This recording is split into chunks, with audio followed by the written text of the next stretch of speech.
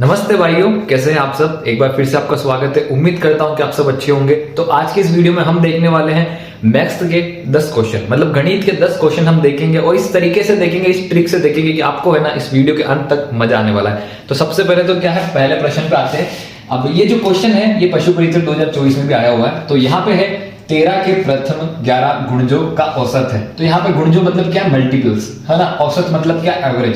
तो यहाँ पे 13 के प्रथम 11, जैसे कि ये होता है ना 13 13 वन जा 13 13 टू जा 26, जो ये है ना ऐसे प्रथम 11 निकलेंगे, उन 11 का जो जोड़ होगा उनका एवरेज क्या है, हमको ये पूछा गया है। तो मैं आपको बता दूं, देखो एवरेज निकालने का सबसे पहला तरीका तो क्या आता है माइंड में, जैसे कि यहाँ पे 2 4 6, अब 2 के ये 3 गुणज है, ठीक है।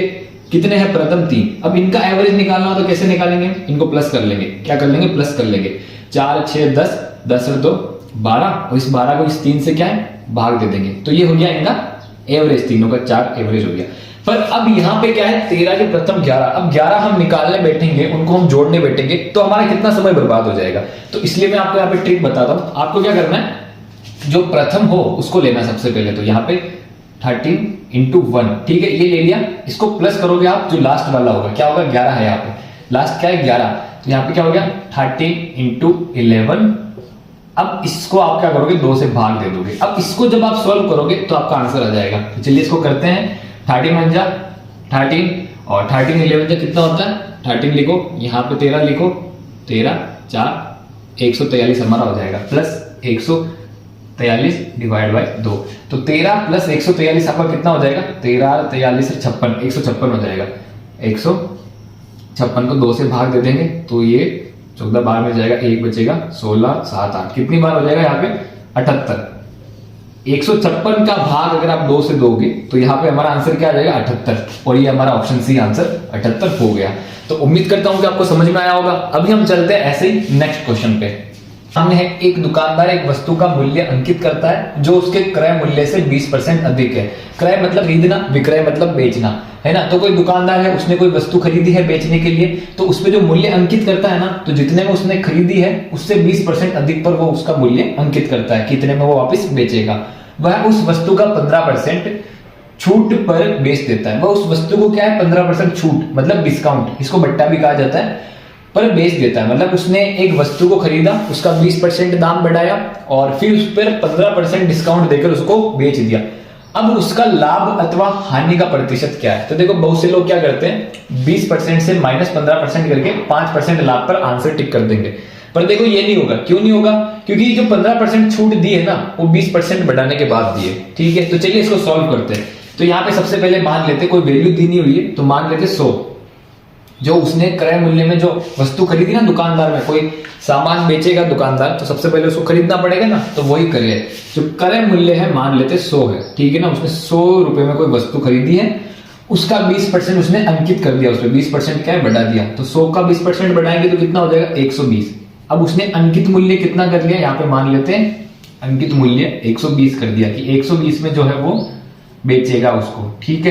पर बाद में वो क्या करता है, 15% छूट पर बेच देता है। तो 15% छूट किस पे देगा, इस 120 पे देगा, है ना। 120 पे ही तो 15% छूट देगा वो, है ना।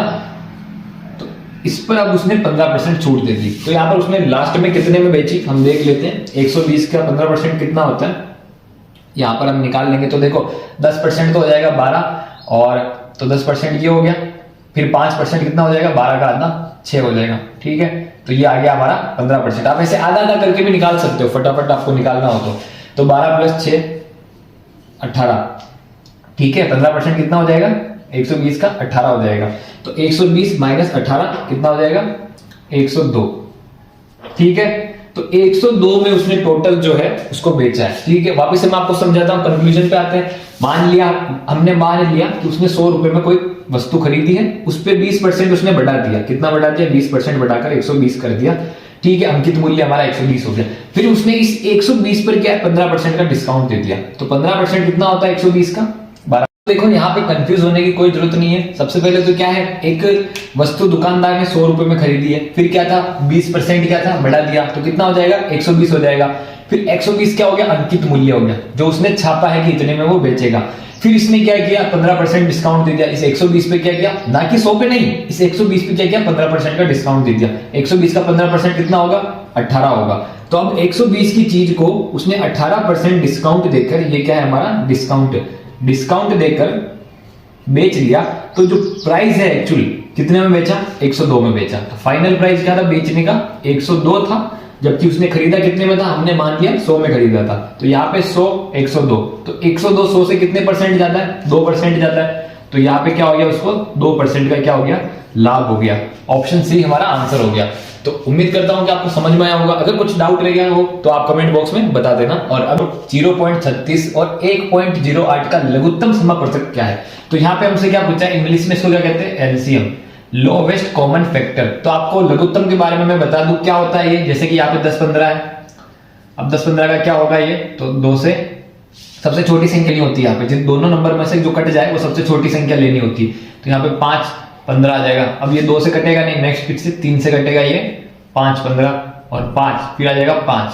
तो अब इन दोनों संख्या का 10 और 15 का लघुत्तम समवर्तक क्या हो जाएगा, तो 2 × 3 6, 6 × 5 30, क्या हो जाएगा 30। 30 वह सबसे छोटी संख्या है जो 10 से भी कट जाएगी, 15 से भी कट जाएगी। यही आपका एलसीएम लघुत्तम समावर्तक, यही आपका है। ठीक है, अब यहाँ पे हमको फाइंड करना है इनका 2.4, 0.36, 1.08। अब ये क्या डेसिमल में दे रखा है आपको कंफ्यूज करने के लिए।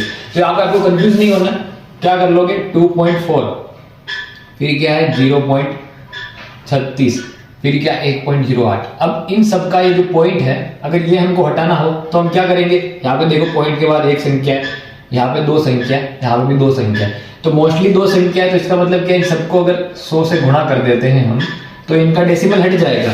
तो अगर 100 से गुणा कर दे तो क्या हो जाएगा हमारा यहाँ पे 2.4 का 240, 0.36 का कितना हो जाएगा 36 हो जाएगा, 1.08 का कितना हो जाएगा 108 हो जाएगा। तो बस इसका एलसीएम निकाल लेंगे, 2 120 13 57।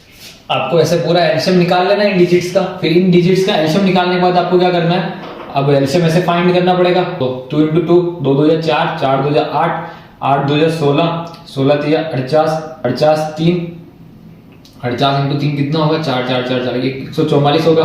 फिर 144 के बाद क्या वापस 3 144 × 3 3 4 जा 2, एक इधर हासिल का बच गया। ठीक है, क्या बच गया, एक इधर हासिल का बच गया, 3 4 12 1 13 13, एक वापस ऐसे बच गया, 3 3 1 432 हमारा हो गया। फिर 432 को किससे कर देंगे, इंडे हैं 5 से। ठीक है, 5 2 10 0, एक वापस हासिल का बच गया, 5 3 15 16, एक वापस हासिल का बच गया, 5 4 20 20 1 21 21 60। ठीक है, आगे कुछ है ही नहीं। तो 2160 क्या हो गया, हमारा फाइनल आंसर आ गया। पर यहाँ पे हमने क्या 100 से गुणा किया था इन सबको डेसिमल हटाने के लिए। तो 2160 की क्या कर देंगे, वापस 100 से हम भाग दे देंगे इसको।